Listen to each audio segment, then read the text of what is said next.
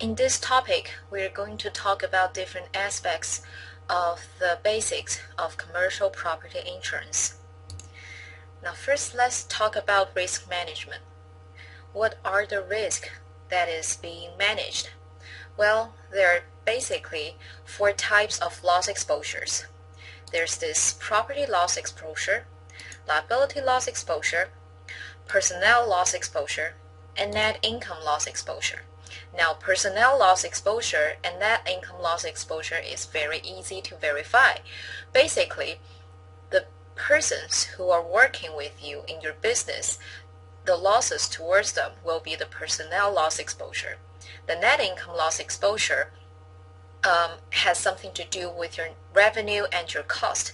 Basically, if your cost increase or if your revenue decrease, they will result as a net income loss exposure. Now let's go back and take a look at the property loss exposure and liability loss exposure. What's the difference between them? If you think about it, well, the major difference between the two is who is suffering the loss. For example, if you have lost your iPad, then it will be your property loss, right? Because you lost your property. However, if you by accident damage someone else's property, even though it is still regarded with property, it will become a liability loss exposure because that particular loss is incurred to someone else rather than yourself. In another word, if a particular loss is suffered by someone else and you are responsible for that loss, and that would become your liability loss exposure. Okay, so it does not really matter if there is a property occurred into that loss exposure, as long as it is your fault and someone else incurred in the loss, and that would be liability loss. The next thing we're going to talk about is the 6 steps towards risk management. Okay, the first type is identify. The second one is analyze. The third one is examine the feasibility of the risk management techniques. And then you're going to select the appropriate risk management techniques. After that, you're going to implement those selected risk management techniques. Finally, you have to reevaluate the selected risk management program. Now, as you may have already noticed, these are not like 6 different aspects. They're actually steps, so you have to follow those steps one after another. If you take a look at the first 2 steps, they could actually be grouped together. So the first 2 steps are actually how you're going to understand the risk. Okay, you have to understand the risk before you can do something about it. Now, we call it a risk management to deal with the potential loss exposures, and they will be step 3, step 4, and step 5. Okay, together these 3 steps are utilizing the risk management techniques. After that, you always have to do a periodic re-evaluation of the risk management techniques that has been applied to your business. So in particular, what are the risk management techniques? There are basically 2 types of risk management techniques. There is this risk control and risk financing. So here is a question for you. If you think of insurance, is it a type of risk control or a type of risk financing? Well, the answer is insurance is actually risk financing, because by purchasing insurance, you actually did not change the likelihood of the loss being happened. You simply has transferred the financial responsibility to someone else, and that someone is insurance company basically. So again, insurance is actually a type of risk financing technique, and it is not risk control technique. However, sometimes if you purchase insurance company will send someone to your site to help for the risk control. For example, if you are covering your building, okay, if you have a business inside a building and you're covering that building, the chances are insurance company will send someone to the specific site to evaluate the building, including how is the sprinkler system installed and whether there is a smoke detector, etc., etc. So for those stuff, actually, insurance company are performing something as risk control. But essentially, insurance is still risk financing, even though they may provide some services to help you to control the risk. So what are the specific risk control methods? The first one would be avoidance. For example, do not build your house in a flood-prone zone. By doing that, you simply have avoid the risk of being flooded. The other one is loss prevention. If you're living in a house that is made of wood versus that is made of concrete, of course, the house that is made of concrete is less likely to get burned down, totally burned down. So by making your house in concrete, you are preventing the loss from getting fired. Loss reduction. If you talk about the fire peril, you can reduce the loss by putting in some sprinkler system in your building so that even though there's a fire breakout, the loss result from the fire will be tremendously reduced by the sprinkler system. Separation and duplication and diversification will not only work for the physical assets, but can sometimes also work for the intangible assets. Now, why are risk control that important? What are the purpose of it? Well, it will break the link of chain events because of the causal relationship of those chain events, loss will eventually happen. By breaking the link between them, risk control basically has the purpose to stop loss. Also, it can provide some valuable property protection. It can reduce uncertainty, and it can help your organization to meet its risk management objectives.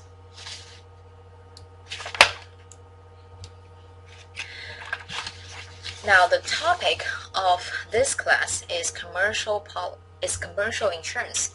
So what are the typical commercial policy formats?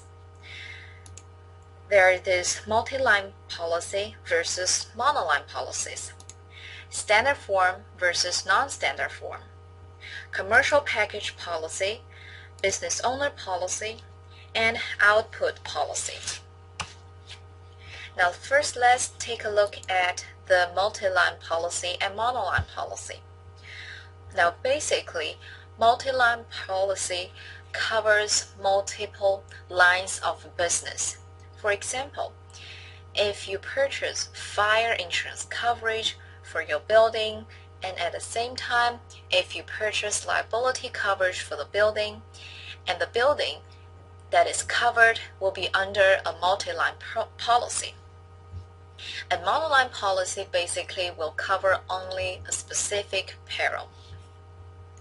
So most organizations usually are insured under a multi-line policy, and at the same time, they may purchase some monoline policies as add-up.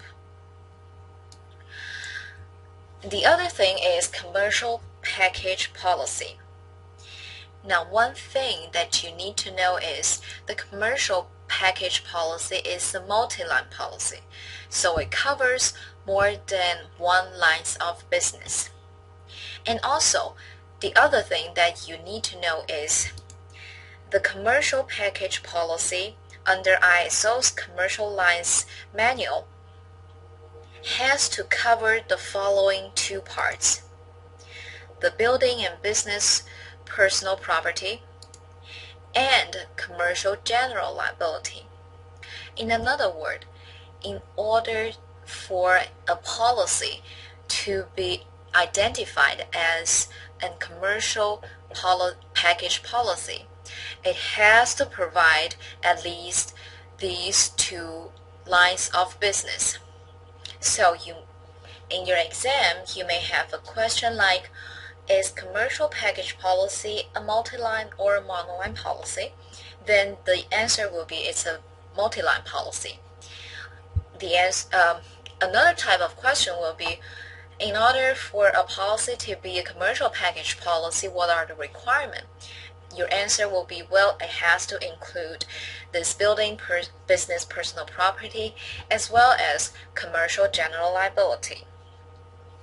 One thing that you also want to know is ISO. The full spelling of ISO is Insurance Service Office. It provides the guidelines of the policy format. The other type of policy is a business owner policy. Again, there are two things that you need to know about this policy. First of all, it is a multi-line policy. So what does that tell you? Well, it covers more than one lines of business. And the other thing you need to know is it actually is customized for small and mid-sized businesses. The coverage that is typically provided in the business owner's policy include the building and business personal property coverage, business income and extra expense coverage, and the equivalent of commercial general liability coverage. Now we are going to investigate these coverages in the later chapters of this semester. The next thing we're going to talk about is an output policy.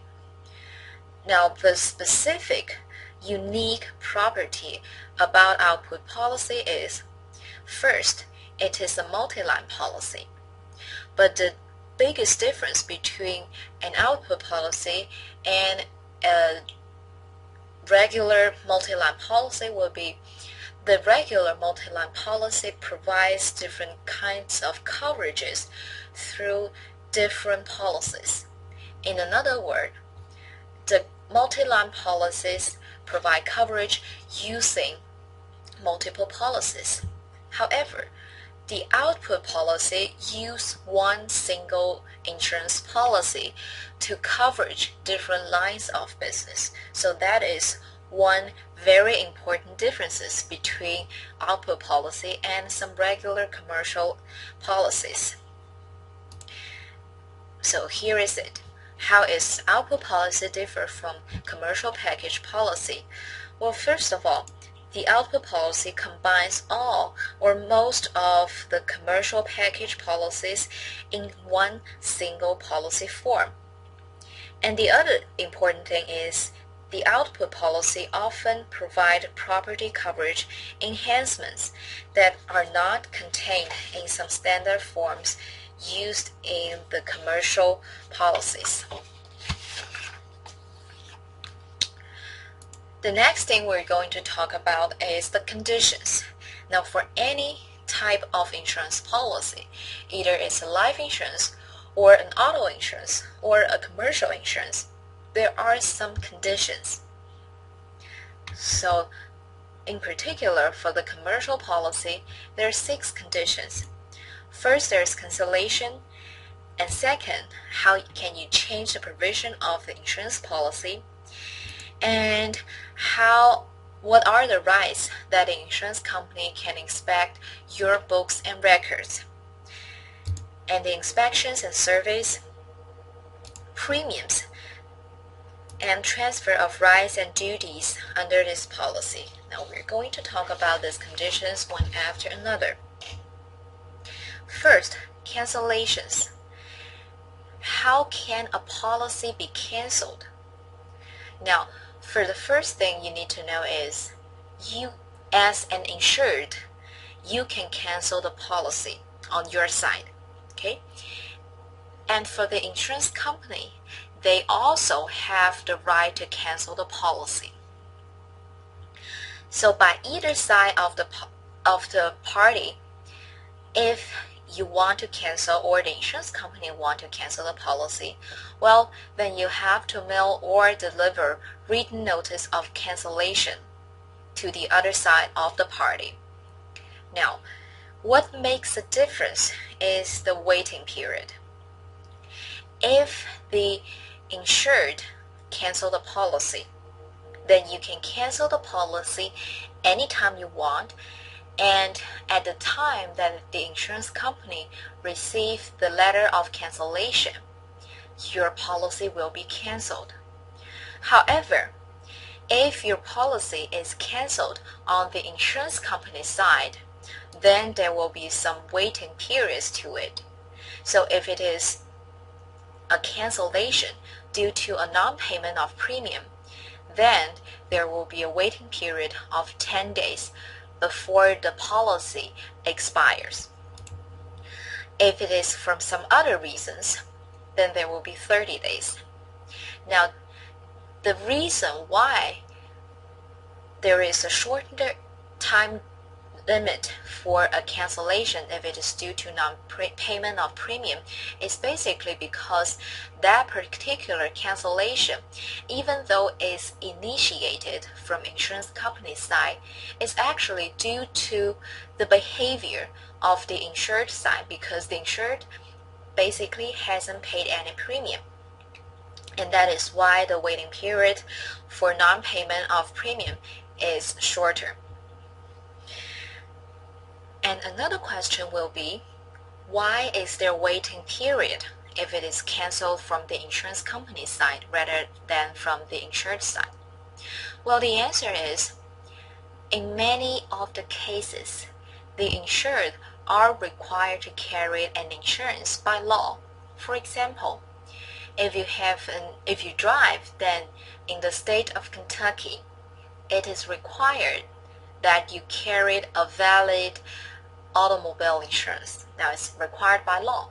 If the insurance company decide to cancel your policy, all of a sudden you got uncovered, and due to that uncoverage, it will be illegal for you to drive.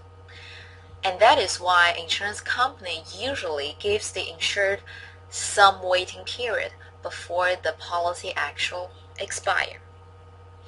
Now, sometimes for a particular policy, there will be more than one person listed as insured. Now, who will have the right to cancel the policy? If there is two persons that is listed, only the first person will have the right to cancel the policy, and only that person will have the right to receive insurance company's cancellation.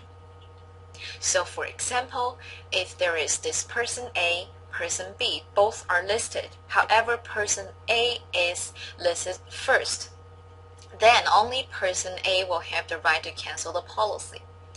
And at the same time, if the insurance company decides to cancel the policy, then the insurance company will only need to write a written notice to this person A.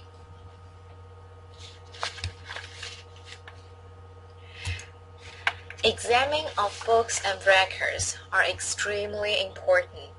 Basically, the examining of books and records will avoid the moral hazard, and also it will avoid some policy fraud.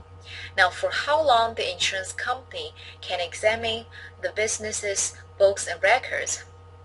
During the policy limit, the insurance company can always examine the books and records. Even though the policy has terminated, insurance company can still have 3 years after that to examine the books and records, because sometimes the laws are settled after the policy expired. In those cases, if the insurance company do not have the right to do their inspection, then insurance company will be losing a lot of money, not making profit because they simply do not have the right to do it.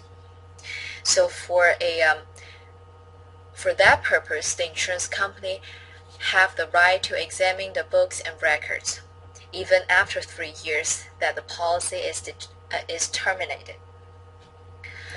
The other thing we're going to talk about is the transfer of rights and duties.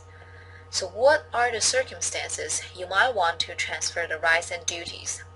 For example, some businesses are family owned, right?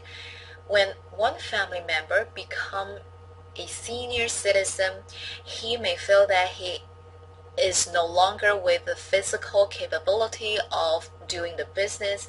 Then he or she may decide to pass this business down to his grandkids or his sons and daughters. In those cases, the business owner's name will be changed, right, from that grandfather to the granddaughter or grandson. In those cases, if that business is covered under some particular insurance, then the insured listed in that insurance policy will have to be transferred to their grandkids. Okay? And how can an insured transfer the rights and duties? Well, the insurance company need to receive a written consent. And also, if someone dies, the insured's rights and duties under the policy will be transferred to the insured's legal representative or the person with proper temporary custody of the insured property.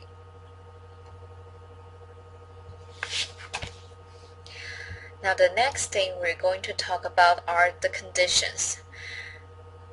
Those conditions can either limit or expand the coverage, or it can determine how a loss payment will be calculated, or it can place requirements on all the parties to the insurance contract. So as you think of it, it does not only limit the behavior of the insured, it also poses limitations to the insurance companies. So here are all the conditions that you may find in a commercial property insurance. Now, I am not going to read through it, but you should take a moment to take a look at those conditions.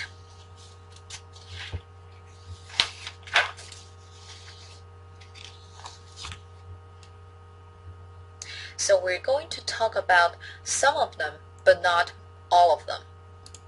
The first thing we're going to talk about is an insurance under 2 or more coverages. Chances are, sometimes one item can be insured by 2 different policies. For example, if you go ahead and rent a car, if your own car is covered by physical damage, then your rental car should also be automatically covered. Now, if you also purchase physical damage insurance through the car rental company, then basically that particular car that is rented to you have 2 coverages. One is from your insurance company and one is from the rental insurance company.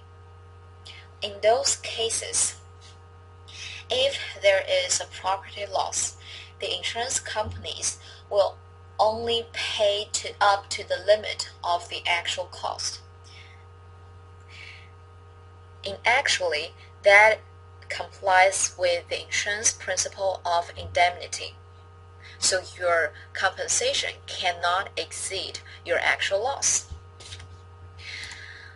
Another thing is liberalization. So liberalization may broaden the coverage for the insured if an insurance company during the insurance period or up to 45 days before the insurance inception adopt any policy revisions that may broaden the coverage without an additional premium. Now, here are some particular things that you might want to notice. The first thing is, it is a broaden of coverage. Okay? So in the exam, if it tells you, well, liberalization, under the liberalization clause, insurance company can limit the coverage, then it would not be true.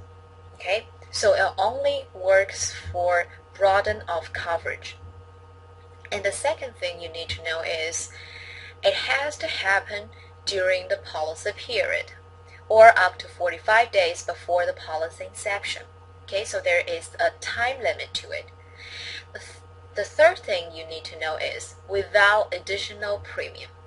If an insurance go ahead and say, well, I can broaden your coverage but with additional premium, in that case, it does not comply with that liberalization conditions. Okay? Under the liberalization condition, the insurer's benefit will be automatically broadened for that particular coverage. If there is a loss, there are particular duties that the insured will need to perform. There is this notice of loss, policy report, protection of property against further loss, inventory inspection, proof of loss, and examination under oath. Okay, so the first thing, notice of loss and police report. The notice of loss basically will prevent moral hazard, and so does the policy report. Now, people are less likely to make a fraudulent policy report, but they are more likely to make a fraudulent insurance claim. So involving the policy report will deter some people from making fraudulent insurance claim.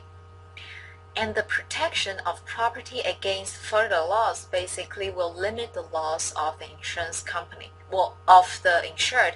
And since it is going to be paid by insurance company, the insurance company will like the insured to perform such duties.